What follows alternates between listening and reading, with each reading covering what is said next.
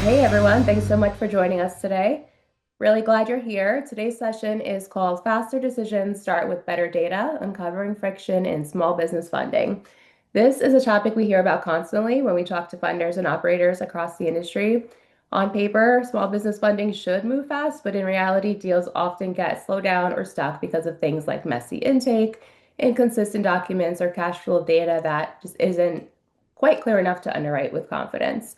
So today we're going to spend some time talking about where that friction actually shows up, why digitizing documents alone doesn't fully solve the problem, and how having truly underwriting-ready data can help funders move faster with less tension. So I'm very excited to have David Snitkof, General Manager of SMB at Ocrolus, and Nike Patterson, our Director of Product Management for our SMB Solutions here as your host today.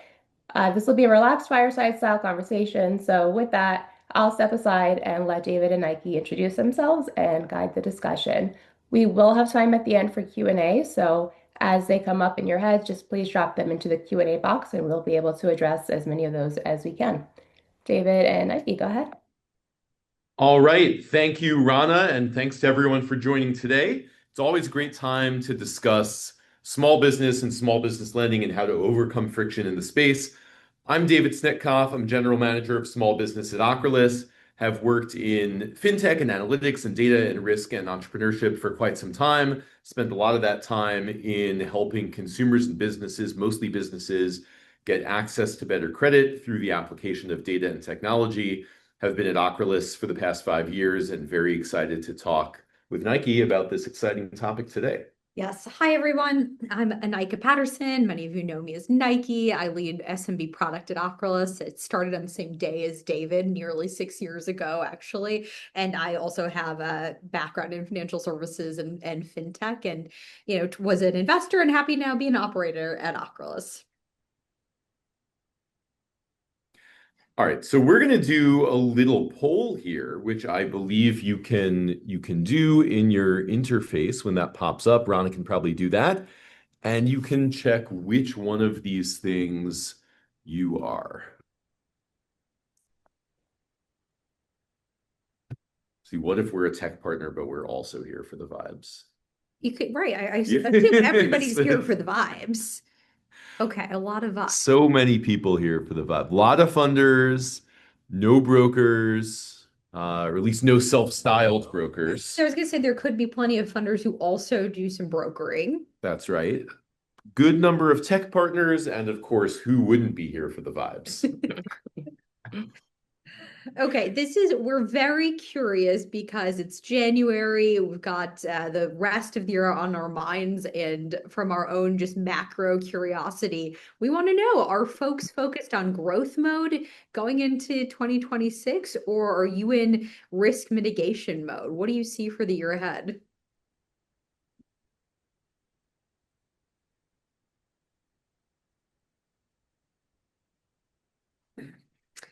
Okay. Both 2/3 growth, 1/3 risk. And, again, hopefully in lending, you're doing a little bit of both, growing while managing risk.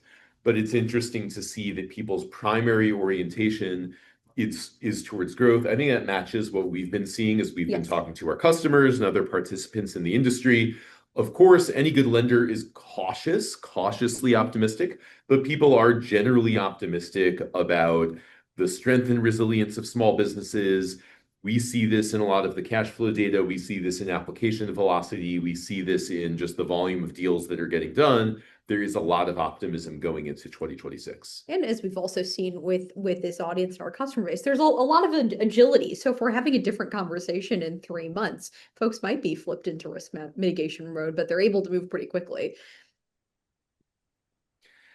All right, so this is always interesting. This kind of gets to the question of why are we here? Why are we here today and why are we working on this problem in a bigger sense? And I always like to tell people, we always talk about this on our team, credit is this amazing technology. Credit is a technology that allows consumers, businesses, even governments to make an optimistic projection of the future. They can make a commitment today based on your optimistic view of being able to fulfill your commitments in the future. And because of that, it's a very important pro-growth technology for our economy and for the world.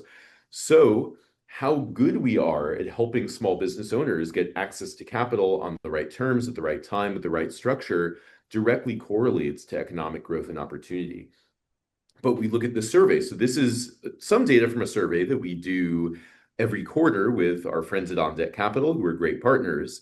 What we saw here is that, of the 25% of business owners who applied to a bank first before applying to a non-bank lender, which was the population for this survey, 49% were declined.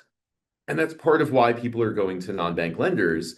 There's an interesting realization that, they can't always fulfill their needs with a bank. And for a business owner, getting the capital you need to thrive is important. There is almost no business that at some point doesn't have a need for cash flow-based financing.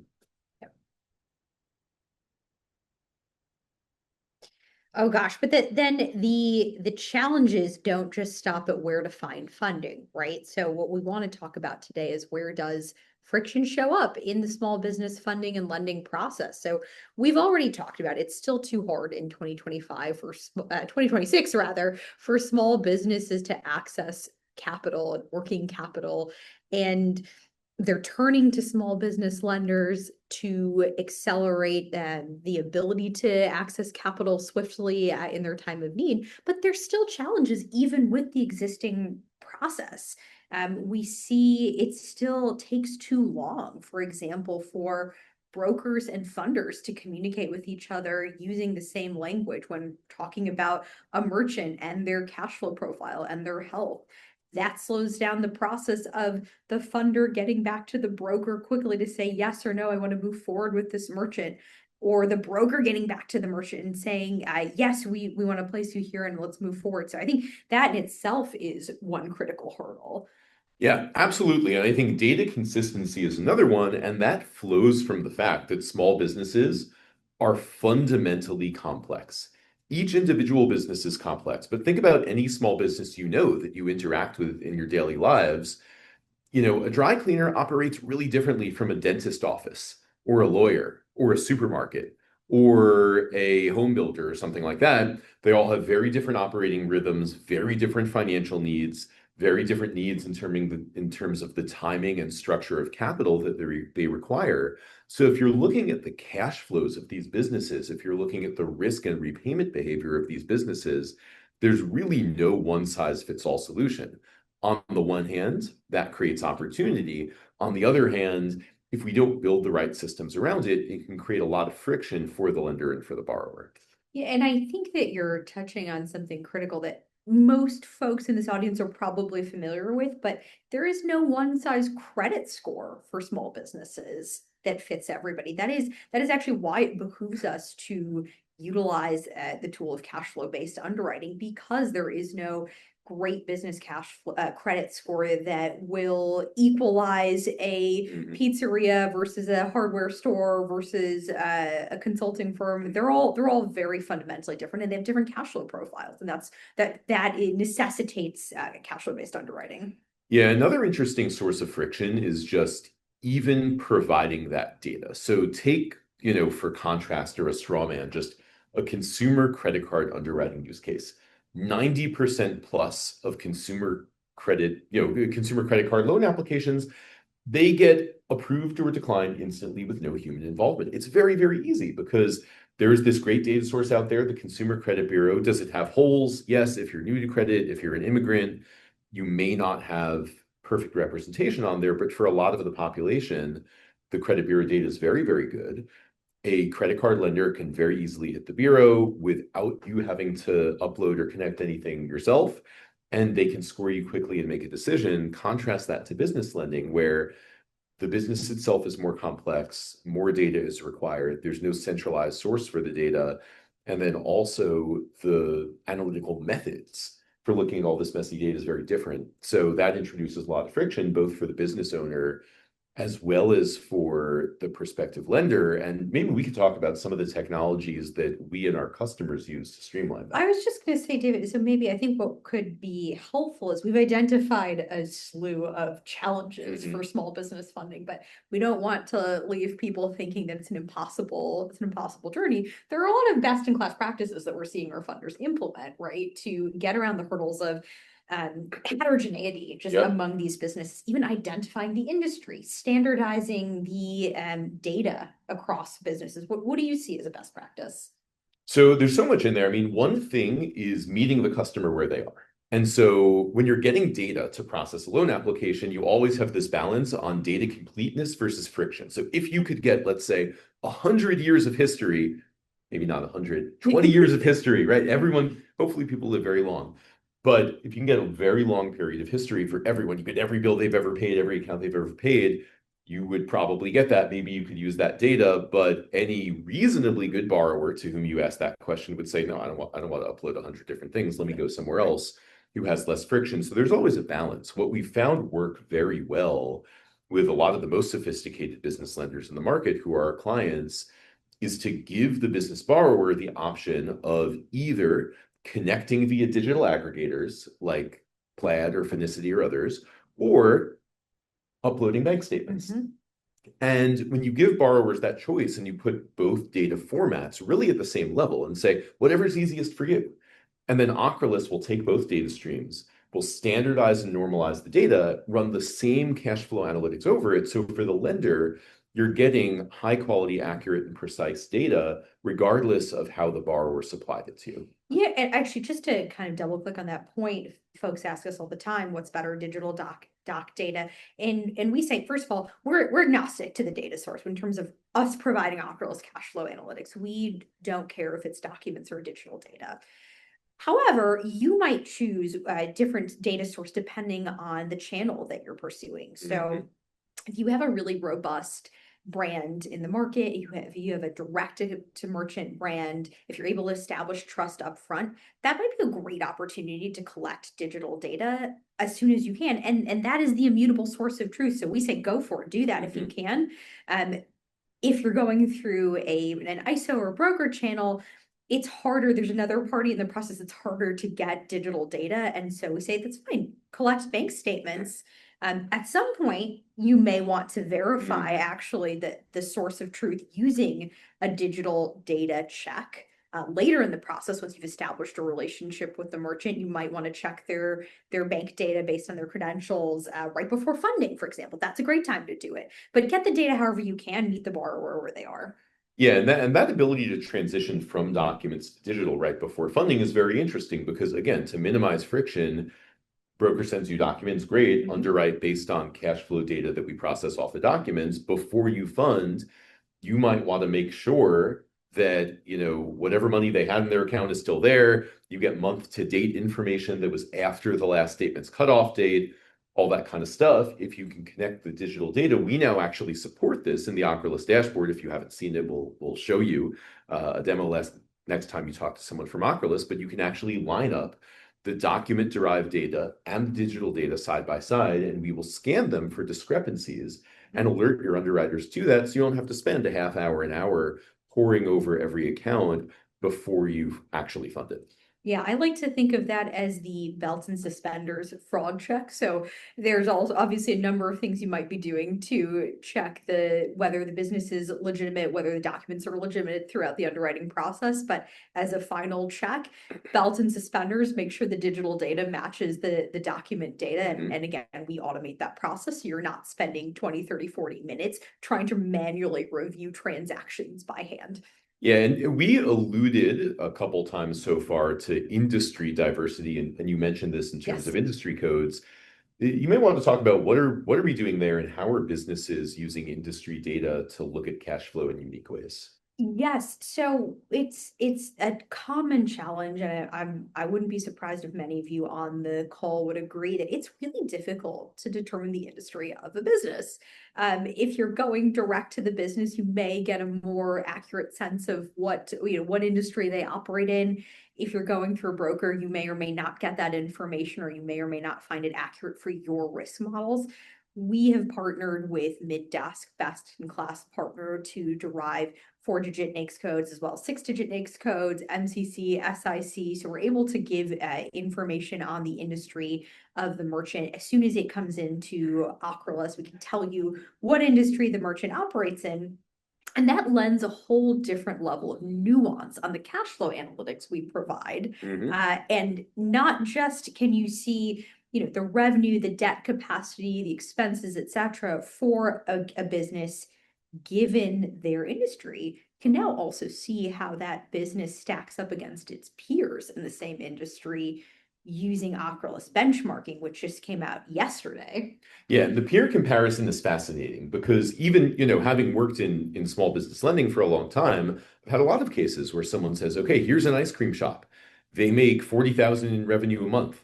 And I'll say, is that good? Is that bad? I don't know. What's the gross margin on an ice cream shop? How much do they pay in rent and salaries and everything like that? If you're, just looking at your own portfolio, you may actually not have enough data in a given time period to say statistically what does a good ice cream shop look like just by virtue of what we see. And we're doing around 500,000 business credit applications a month, and we have that for a long period of time. We can benchmark that single ice cream shop against maybe tens of thousands of other ice cream shops and see what is the distribution of monthly revenue, monthly expenses, debt to revenue ratio, payroll to revenue ratio, all that kind of stuff. And that really helps underwriters, both on an individual level or in aggregate for a portfolio, understand the relative financial strength of their borrowers. Yes, so I would be remiss if I didn't mention that is actually a capability we have now. Came out yesterday. If you log into your dashboard in Ocrolus, you will see it there in the new Ocrolus Intelligence tab. So you can take a peek at it right now on this call and tell us what you think. But it's there and it's available for you. Yep. And so another thing about friction is post-closing, Yes. post-funding. And just one observation about the industry and maybe lending in general, maybe this is an observation about people, the human condition. People make an underwriting decision, the money goes out the door, the borrower's happy. Lenders tend not to spend as much time managing their portfolio and managing their existing clients versus winning new business. And what we've seen this in our data, we've seen this in our engagement with the industry. There's a lot of value in post-funding portfolio management. Now, traditionally, forever, lenders have done accounts monitor bureau pulls. So they've gone to the credit bureaus and say, has the FICO changed? Have they gotten a new trade line or something like that? In the business cash flow-based lending world, that has not been nearly as common, but maybe we could talk about, what we're doing there and what we think some of the best of breed lenders are doing. Yeah, and I wonder if you see this too, David. There is a paradox that gives me a little bit of heartburn when I talk to folks in the industry and they tell me I make all of my money on renewals. And that it's hard to reconcile that fact with what sometimes feels like the relative lack of tools that we have to be able to really monitor borrowers and tell when is the optimal time to reach out to them for renewal. When might they be in market again? When is their revenue increasing and we should go back to them before a competitor jumps on them? Those kinds of things. It feels like those are really important for a funder to be able to know to manage that renewal relationship.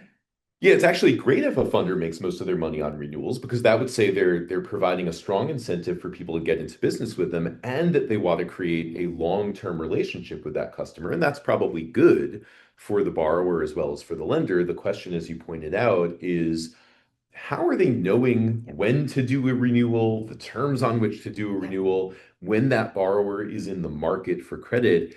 And again, if you're only looking at bureau data, if you're only looking at public records, or if you're just waiting for the borrower to call you, while that's happening, plenty of other people are soliciting that borrower with offers, and they may not even know what is potentially available for them or what the right financial product is. And I think if you have real-time periodic access to the transaction level cash flows of that merchant constantly being analyzed with the same suite of analytics that you use to underwrite the deal in the first place, then you're in a great position to say, all right, this business, they've increased their revenue. They're doing great. they're Yeah. expanding. Maybe it's actually the right time for credit. Maybe you see the seasonality of the business and you know when they have a working capital need and there's an offer you have to help them out at the right point in time. Yes. So if you are a salesperson at a funder, this is for you because I imagine you're getting pushed to reach out to your merchants earlier and earlier in their pay down process. And as everybody is, everyone's getting squeezed to reach out earlier and earlier. And one thing that we can do to help you that adds data to you is if you continue to send us data on the merchant, if you send us bank data, if you send us digital bank transaction data, we will keep giving you analytics and we can keep telling you both how's the revenue change? Are there new debt positions?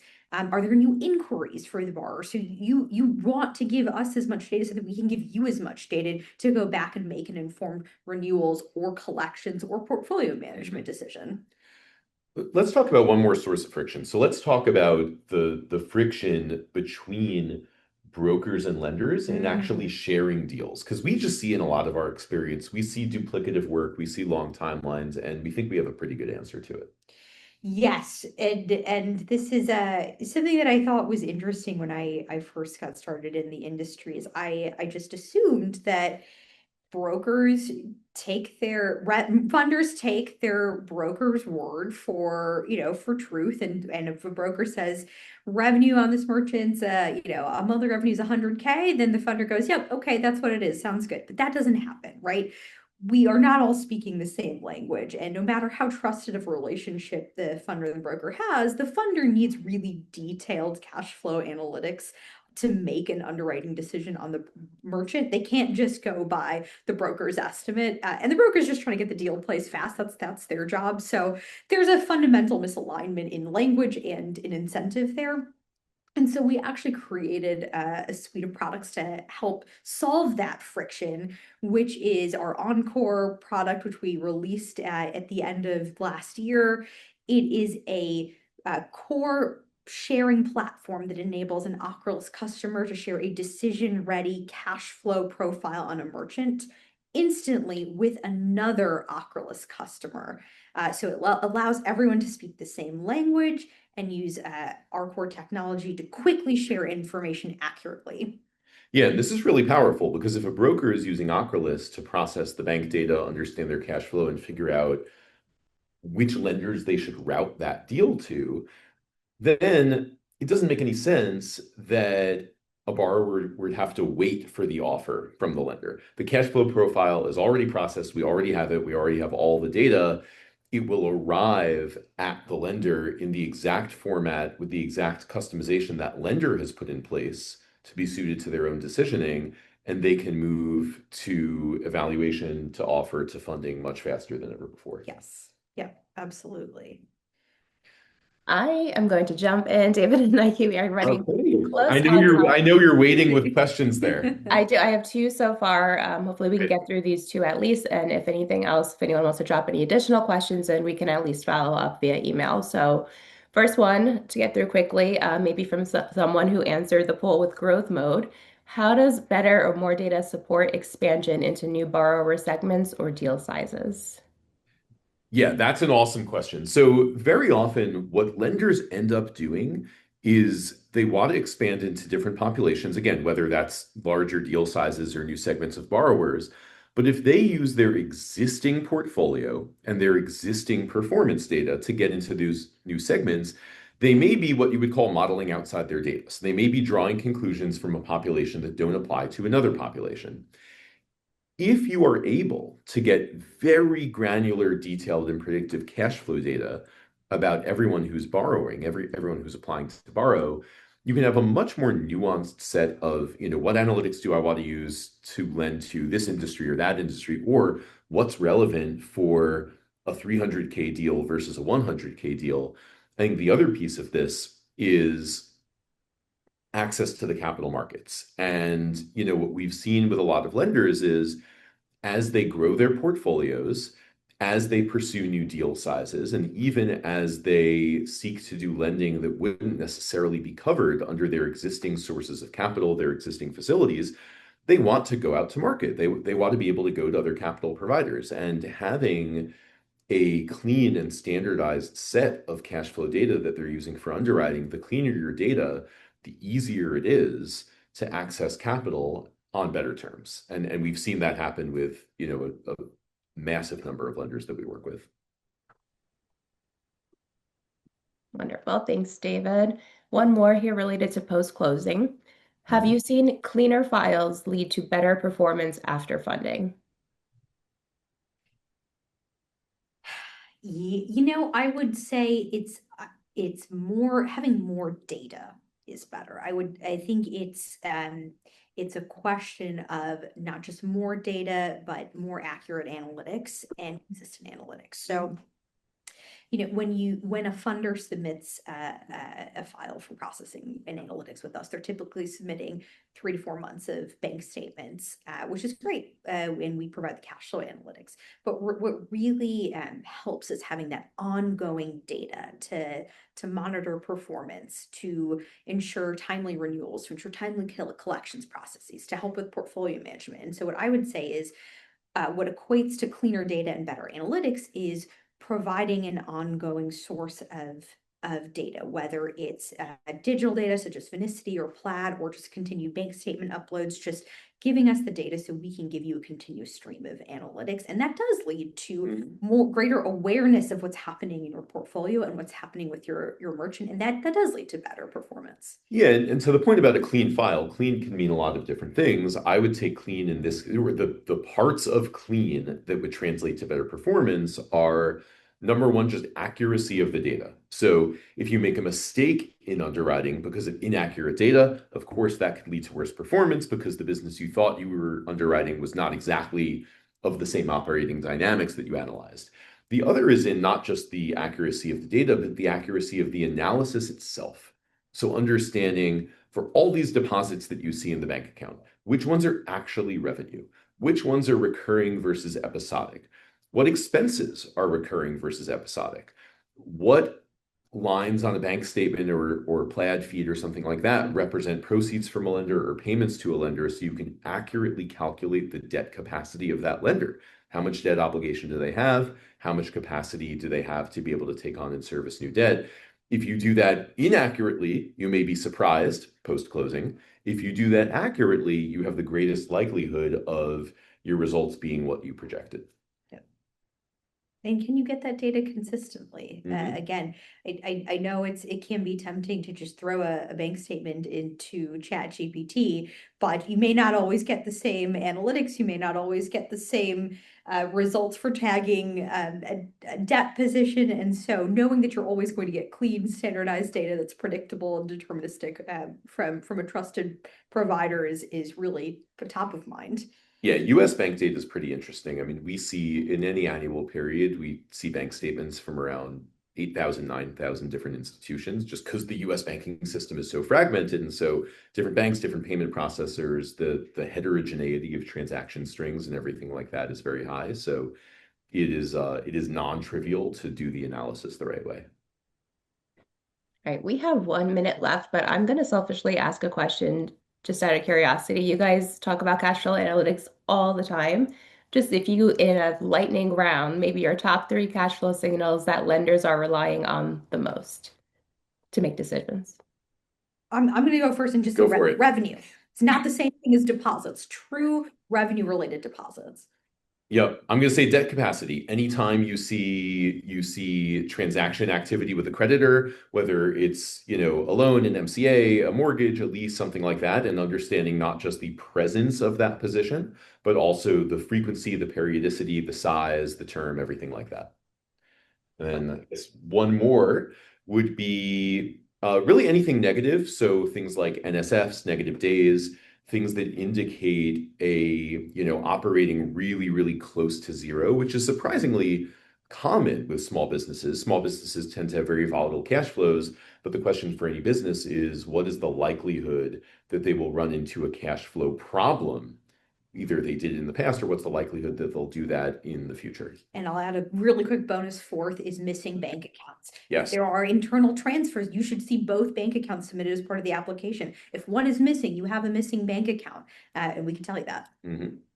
Awesome. Thank you guys. I think that's pretty helpful info for anyone still hanging around here as we hit our final minute. So I just want to say thank you again to everyone for taking the time to join us today. You will get a recording of this conversation in your inboxes tomorrow morning. And thank you again, David and Nike, as well, for taking the time to chat with us. Thank you. Thanks, everyone.